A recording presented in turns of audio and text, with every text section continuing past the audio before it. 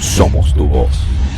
Nos conectamos con Igor Laborem Sánchez, periodista venezolano quien está en Ecuador, y es que el presidente Daniel Noboa ya ha tomado juramento, así que vamos a conocer más detalles con él. Igor, buenos días, ¿cómo le va? Muy buenos días, ¿cómo estás, Vanessa? Bien, vamos a decirlo que bastante cansados porque la jornada de ayer fue bastante larga. Comenzó desde muy temprano llegando a la asamblea para poder estar presentes en este hito, primera vez que en Ecuador se da una toma de posesión luego de una muerte cruzada, es decir, la disolución de la Asamblea Nacional. Esta es una presidencia, como lo hablamos la otra vez, para un año y apenas 6 meses. Un momento realmente distinto. El presidente saliente no fue recibido por las autoridades de la Asamblea Nacional recién electa, a diferencia de todos los demás. Por lo menos el vicepresidente Borrero sí fue recibido por el presidente de la Asamblea, Henry Kronfeld. Pero aparte de estos, vamos a decirlos así, pequeños detalles protocolares, la jornada fue interesante, importante para el pueblo ecuatoriano que se levantó ayer esperando ya tener un nuevo presidente y comenzar a conocer a sus ministros, y Daniel Noboa lo hizo. De hecho, nos encantaría conocer su análisis, Igor, porque evidentemente tiene muchos desafíos de alto calado y también poco tiempo para afrontarlos. ¿Qué herramientas tiene Daniel Noboa para enfrentar la crisis por la cual atraviesa Ecuador y qué destaca de lo que dijo en su discurso? Bueno, el discurso de Daniel Noboa, primero, un discurso bastante corto para lo usual en la política. Un discurso de apenas 7 minutos y medio, algunos dicen que 10, porque estiró un poco al momento de saludar a su familia y todo esto. Un discurso corto. Él ha manifestado a lo largo, desde que fue ya electo, este mes y 5 días que estuvo como presidente electo, ha destacado que él es una persona de pocas palabras, que va a hacer más y hablar menos. Lo ha demostrado hasta ahora. Apenas fue electo, salió a una gira en varios países buscando el apoyo económico y el apoyo para poder atacar los dos principales problemas que tiene el país, que son la inseguridad y la falta de generación de empleo. Es parte de su proyecto, lo habló durante esos 7 minutos de discurso. Él es una nueva generación, se considera una persona que es antinada, es decir, él no está contra el correísmo, él no está contra las posiciones antidemocráticas. Él lo que está buscando es darle soluciones al pueblo ecuatoriano a través de soluciones en el tema de la reducción de la seguridad. Está llamando al pueblo ecuatoriano a iniciar una nueva era, y creo que para mí esa frase fue muy importante, porque él dice que es el momento de poner fin a la política de la venganza y el revanchismo en Ecuador, una política que es lo que se ha llevado a lo largo de los últimos años, donde todo el mundo trata, cuando está en el poder, de comenzar a hacer revanchas y a atacar a sus enemigos políticos. Él dice que él no quiere esto, que él es una nueva generación, una generación joven, que quiere dar solución, que va a trabajar para darle soluciones desde la calle, desde el territorio. Vamos a ver si él lo logra. Creo que durante su campaña estuvo muy cerca de la gente.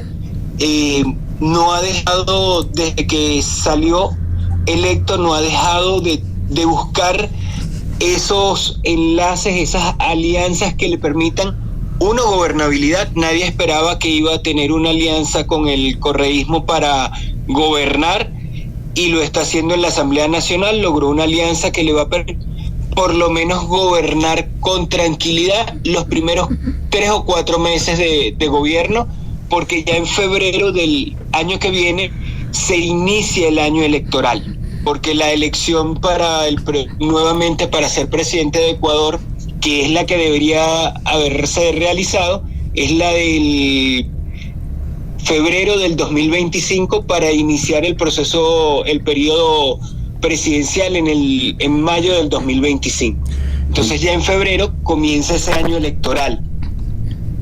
Esta alianza en la Asamblea le da unos primeros meses antes de comenzar lo que va a ser la campaña electoral, que evidentemente un partido como la Revolución Ciudadana, que está esperando o busca tener nuevamente a Rafael Correa en el gobierno, va a comenzar a atacar y va a comenzar no le va a interesar que sea Daniel Noboa tenga una buena gestión. Entonces, evidentemente, esta es una alianza que yo creo que tiene poco tiempo, pero que a él le da unos meses importantes para generar los primeros cambios, porque ya le está prometiendo una consulta popular para tocar temas sobre la seguridad. En primer lugar, estaría hablando de permitir que las Fuerzas Armadas actúen con mayor celeridad en el combate contra el crimen organizado, que ya lo hizo el presidente Guillermo Lasso, pero ellos lo que quieren es hacer una reforma que le permita que no sea a través de decretos de sección, sino que se mantenga en una lucha constante contra el crimen organizado, y va a ser importante. ¿Qué otros instrumentos tiene para comenzar el cambio en lo que es la generación de empleo? Se está esperando que entre el día de hoy y el día de mañana el presidente decrete un estado de sección de emergencia económica, para poder enviar en principio 2 leyes económicas para la generación de empleo. Una va a ser una reforma tributaria para dar incentivos a las empresas que generen empleo formal, y evidentemente la siguiente es por el tema de la sequía que existe en Ecuador. Existe en este momento una crisis energética y algunas ciudades donde se están dando apagones controlados para poder mantener la demanda y la oferta de energía eléctrica. Entonces el segundo instrumento va a ser una ley para generar, tengo entendido, porque todavía no está el texto de esta ley, se tiene entendido que lo que quieren es incentivar el crecimiento de la producción de energía a través de energías renovables. Vamos a ver al final cuál va a ser este instrumento.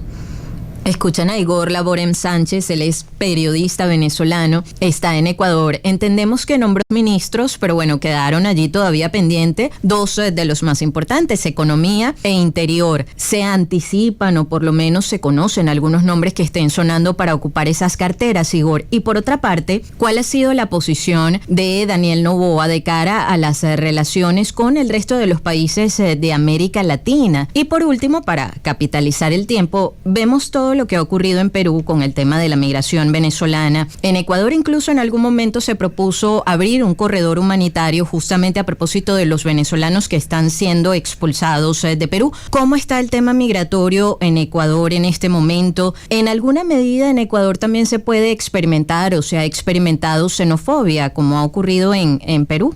Bueno, Vanessa, voy a comenzar por la última pregunta porque creo que es bastante importante. El nuevo gobierno no ha dicho nada de lo cual va a ser su política con respecto a la expulsión de venezolanos del Perú.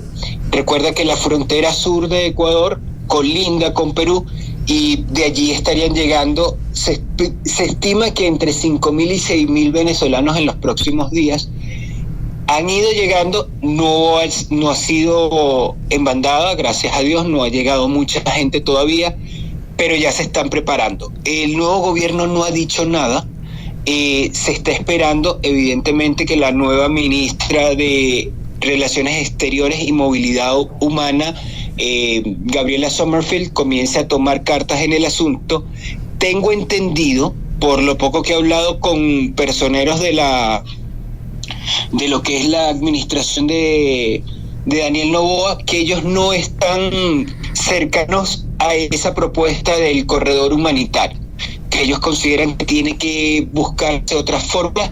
Saben que el ecuatoriano también es un pueblo migrante, como lo que está sucediendo en este momento, donde el ecuatoriano está saliendo de Ecuador hacia Estados Unidos, En algún momento, en los años 70, migró el ecuatoriano a Venezuela, migró también en los años 80 y en la crisis financiera migró a España, a Portugal. Entonces, saben que el pueblo ecuatoriano ha sufrido esta situación y están tratando de buscar una solución o una política que permita darle ciertos beneficios a los venezolanos. Igual existe la posibilidad, y fue una propuesta también que surgió, de tal vez hacer vuelos humanitarios que permitan llevar a los venezolanos directamente de la frontera de Perú hasta Venezuela. Es algo que está allí presente, algo que se tiene que estudiar. Las relaciones de Daniel Noboa a nivel internacional, pues no es una persona que tiene muchas relaciones. Cuando salió hace poco a su gira, se reunió con el rey de España, tuvo reuniones con el gobierno de Italia, con el gobierno de Francia, llegó a Estados Unidos, pero con Estados Unidos no se reunió con los, vamos a decirlo así, voceros importantes del país. Incluso podríamos decir que eso se notó en la toma de posesión, donde el único presidente que asistió fue Gustavo Petro de Colombia, y el presidente de Bolivia, que al principio había dicho que iba a acercarse para la toma de posesión, Luis Arce, no vino.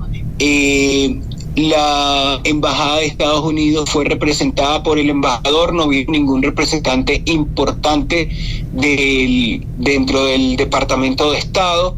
De España mandaron un secretario para asuntos de América Latina y del Caribe.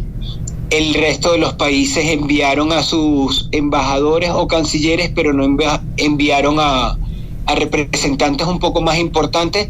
Yo creo que eso es parte de que es una persona que no tiene mucha experiencia en temas internacionales, porque recuerda que él apenas tiene 2 años en la política.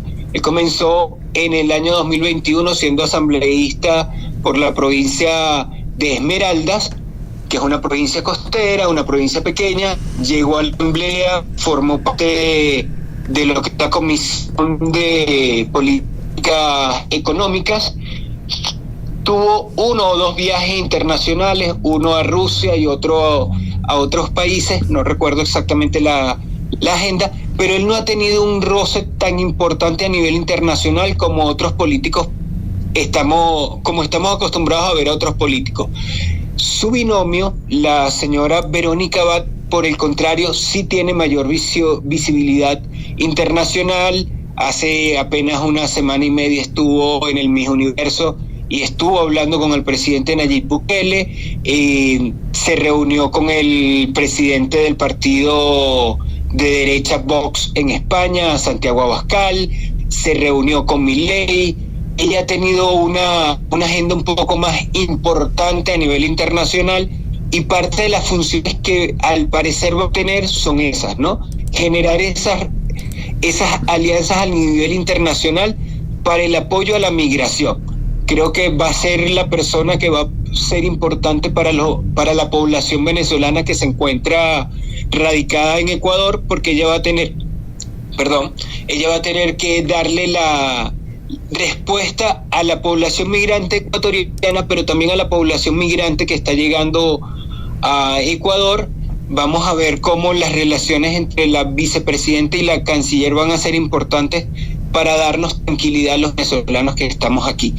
En el tema de los ministros, el presidente nombró ayer a 21 funcionarios, ministros y secretarios. En Ecuador, esta figura de la Secretaría General es una secretaría que es casi que un rango de ministerio, por eso es la Secretaría General de Comunicación, Secretaría General de Planificación. Nombró ayer a 21 funcionarios que van a ser parte de su equipo de gobierno, los más cercanos. La ministra del Interior sí la nombró. Lo que pasa es que unificó el ministerio de Gobierno con el Ministerio del Interior, y van a estar a cargo de Mónica Palencia, una abogada con experiencia. Es uno de los nombramientos que ha generado algo de tensiones, porque ella fue abogada de dos personas que están ligadas o fueron denunciadas por una pérdida de un dinero del Instituto de Previsión Social de la policía. Entonces eso ha generado un poco de dudas sobre este nombramiento, y ayer solo la colocó como ministra encargada del Interior, porque es la que tiene la función de dirigir a la Policía Nacional de Ecuador. Vamos a ver cómo se termina de desarrollar esta relación y si terminan bajando las tensiones. El tema sí quedó abierto. El Ministerio de Economía se estableció por el mismo presidente y parte de su equipo de gobierno que para el día domingo ya debe estar conformado todo el gabinete. Estaríamos hablando de al menos unos 12 ministerios más. Creo que uno de los ministerios que interesa bastante es el Ministerio de Economía, que quedó vacío. Quedan igual la Secretaría de Asuntos y Pueblos Indígenas, que también es importante porque aquí la población indígena y los movimientos indígenas tienen un peso específico importante en la política. Y hay otros espacios donde tiene que ir llenando estos lugares, pero debemos tener en cuenta que el presidente Noboa no viene de un partido conformado, él viene de una alianza de partidos muy pequeños, no tiene una estructura, y todo el mundo coincide en señalar que eso es lo que ha hecho que estos nombramientos hayan sido tan lentos. Porque en un gobierno, para hacer una comparación, Milei tiene a su equipo de gobierno trabajando incluso con el Fondo Monetario. Aquí en Ecuador se ha ido manejando esto con mucha discreción, con mucho cuidado. Incluso hay funcionarios que han sido nombrados por Daniel Noboa, que en principio iban a estar en un cargo y luego terminaron en otro cuando fueron designados el día de ayer. Incluso ayer se había corrido muchísimos rumores de nombramientos que al final no se terminaron dando porque se dieron otras personas. Entonces creo que en las próximas horas hay que esperar las definiciones que está terminando de dar el presidente Daniel Noboa, porque estamos en esto. Es un gobierno que está comenzando, que tiene poco tiempo y que tiene que dar soluciones muy rápidas. Hay que tener en cuenta que hay empresas importantes que son capital venezolano, de personas que llegaron hace 10, 15 años a Ecuador y se han convertido en grandes profesionales y han aportado mucho.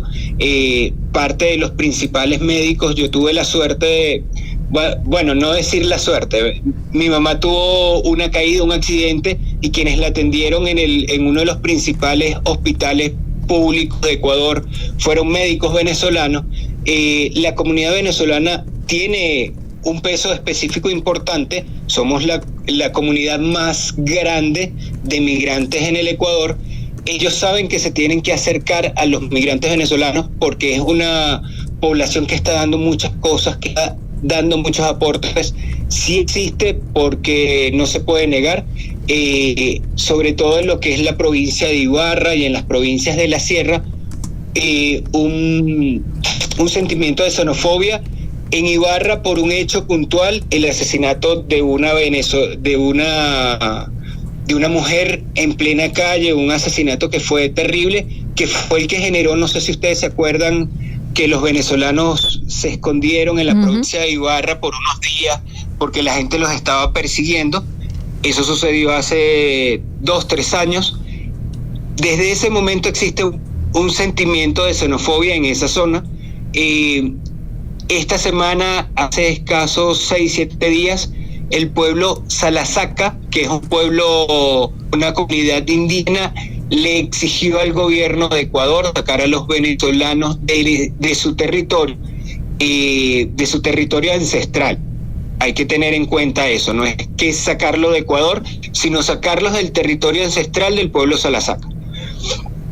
Pero esta solicitud tomó la vía inversa. El gobierno, tanto de Daniel Noboa como de Guillermo Lasso, activaron fue los protocolos de defensa de los derechos humanos para proteger a la población venezolana, porque evidentemente lo que se está haciendo, tengo entendido que se va a abrir una investigación contra el vocero de la comunidad Lasaca por delito de odio. Si se da esa determinación de ese delito de odio, sería una de las primeras veces que utilizan este tipo de delitos contra un dirigente indígena. Lo que pasa es que también hay que tener mucho cuidado porque la población indígena es muy celosa de su territorio y hay que manejarse con mucho cuidado en este aspecto.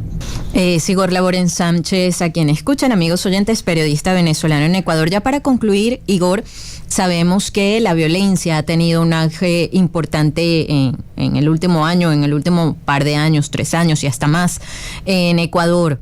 Daniel Noboa ha adelantado qué medidas va a aplicar para hacer frente a lo que está ocurriendo en esta materia en ese país. No, todavía no. El día de ayer solo se conoció, aquí existe lo que se llama el Gabinete de Seguridad, que está conformado por el Ministerio de Gobierno, Ministerio del Interior, Ministerio de la Defensa, la Secretaría de Gestión de Riesgo, la Secretaría de Seguridad Pública y la Policía Nacional y lo que sería el Comando Conjunto de las Fuerzas Armadas. Hasta ahora, de este gabinete solo ha nombrado la ministra de Gobierno e Interior, que va a ser la misma, Mónica Palencia, y el ministro de la Defensa, que va a ser ocupado por Giancarlo Lof. De allí en adelante, el resto de esas secretarías no ha sido nombrado. No está nombrado el secretario de Seguridad Pública, que es el que diseña la seguridad. El jefe de ese gabinete es el secretario de Seguridad Pública. Él es el que genera todo lo que es el diseño y la planificación de la seguridad, tanto para que lo maneje la policía como para que lo maneje todo lo que es la Fuerza Armada y todo el sistema de riesgo de Ecuador. Ese gabinete todavía está en veremos, es todavía una de las grandes incógnitas que tiene el Ecuador, y creo que va a ser importante saber quién va a ser ese secretario de Seguridad para poder aplicar algunos correctivos. Ciertamente Ecuador está inmerso en una creciente ola de inseguridad. Los organismos, las organizaciones de crimen organizado han hecho mucho daño, sobre todo en la frontera, por el tema de lo que es el tráfico de las drogas, porque en este momento Ecuador se ha convertido en el principal puerto de salida de la droga para España, para Albania y todos los países de Europa. Entonces va a ser muy importante. Las dos únicas críticas que Daniel Noboa ha avanzado sobre este tema es militarización de todos los puertos y aeropuertos del país, militarización de toda la frontera para evitar el tráfico ilegal, y también ha hablado de renovación de todo el equipo de la policía y las Fuerzas Armadas, renovación que realmente viene también dándose desde hace aproximadamente 8 meses, que el presidente Guillermo Lasso también comenzó a comprar equipos, tanto blindados, chalecos antibalas, nuevos rifles, miras nocturnas. Han hecho un importante incremento en el gasto de seguridad, tanto para la policía como para las Fuerzas Armadas, y Daniel Noboa ya ha dicho que va a mantener este tipo de política para reforzar a los cuerpos de seguridad, e incluso advirtió que está buscando la posibilidad de traer fuerzas o capacitadores del gobierno de Israel y equipo tecnológico del gobierno de Israel para atacar al crimen organizado. Evidentemente esto es una propuesta que se hizo justo antes de comenzar la guerra entre Israel y la Franja de Gaza. Entonces habría que esperar un poco si se termina de dar la tregua en la Franja de Gaza, si se puede acercar y si se pueden retomar estos acuerdos, porque ya estos son unos acuerdos que están firmados y lo que él quiere es fortalecerlos para que estos especialistas israelíes vengan a capacitar en el combate contra el crimen organizado a las fuerzas de seguridad del Ecuador. Gracias por este completísimo reporte, Igor. Un abrazo, que esté bien. Vale, muchísimas gracias y siempre a la orden para ustedes. Igor Laborem Sánchez, amigos oyentes a quien escuchaban, periodista venezolano en Ecuador. Queremos escuchar tu voz. 0414-119-7230. Envíanos un SMS o WhatsApp con tu comentario o denuncia. 0414-119-7230.